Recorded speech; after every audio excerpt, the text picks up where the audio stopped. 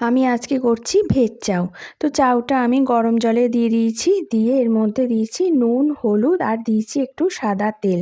আমি যখনই চাউ রান্না করি তখনই এই সাদা তেলটা দিই, যাতে চাউটা সেদ্ধ হবার পর বেশ ঝরঝরে থাকে, মানে ওই যাতে ছাঁকবো তাতে যাতে লেগে না যায়। তো যাই হোক, আমার চাউটা সেদ্ধ হয়ে যাচ্ছে।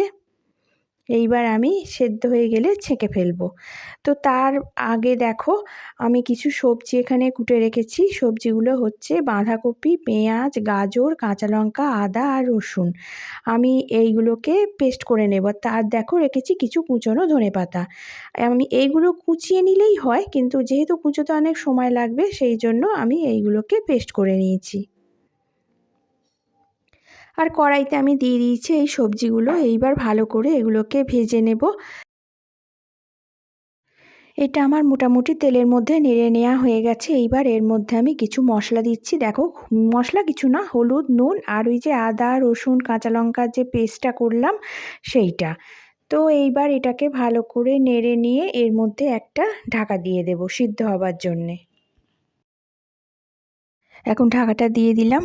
এইবার আমি করব কি, চাউটা আমার যে ছাঁকা হয়ে গেছে দেখো কি সুন্দর ঝরঝরে, দেখেছো? এটা হচ্ছে ওই তেল দেওয়ার জন্য। চাউ যত এই অন্যরকম হোক না কেন, এই তেল দিয়ে সিদ্ধ করলে কিন্তু এই ঝনঝনে ভাবটা থাকে। আর আমার ততক্ষণে এদিকে হয়ে গেছে ভাজাটা, মনে হচ্ছে। দেখো আমার ভাজাটা রেডি হয়ে গেছে। এইবার এটাকে করব কি, আমি ভালো করে নেড়ে নিয়ে এর মধ্যে একটু টমেটো সস দিয়ে দেবো। আমি কিছুটা টমেটো সস দিয়েছি। আমার ভাজাটা রেডি হয়ে গেছে। এইবার এর মধ্যে যে চাউটা আছে, সিদ্ধ করা চাউটা আমি এর সঙ্গে মিশিয়ে দেব। ব্যাস, চাউটা মিশিয়ে দিলাম। তো আমার চাউ আপাতত রেডি হয়ে গেল। চাউটা ভালো করে নেড়ে নিচ্ছি। আর এদিকে দেখো যে চাউটা ঢেলে নিয়েছি, এখানে দেখো একটুও কিন্তু এটাতে লেগে নেই, একটুও লেগে নেই। যেগুলো লেগে আছে আমি হাতে করে করে উঠিয়ে নিচ্ছি। তো চাউ যখনই করবে একটু করে তেল অন্তত দিয়ে দেবে, তাতে কি হবে, চাউটা একদম সুন্দর হবে। যাই হোক, আমার চাউ রেডি হয়ে গেছে দেখো। তো আমি এইবার খেতে দিয়ে দেব।